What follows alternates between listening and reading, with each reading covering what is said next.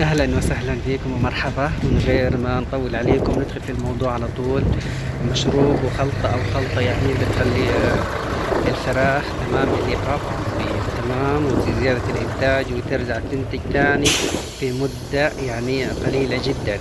تمام، يعني أنا بقول لكم على السريع هذه الخلطة وإن شاء الله تعملوها وتجربوها وإن شاء الله تصلح معاكم.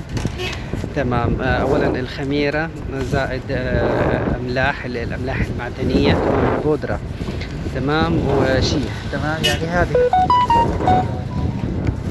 ثلاث مكونات مهمة جدا. تمام.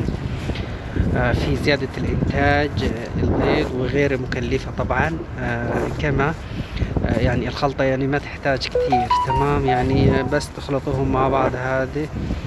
تمام، وتخلي الفراخ اللي ما او الدجاج اللي هو ما قاطع يعني يرجع ثاني يبيض وينتج. تمام، هذه الثلاث مكونات. معلقة كمان خميرة طبعا. آه هتاخذوا يعني كل شيء معلقة، ومن الشيح طبعا على نصف لتر ماء دافئ. تمام، وقلبيهم على بعض وشردي. ولازم طبعا تكون الفراخ يعني عطشانة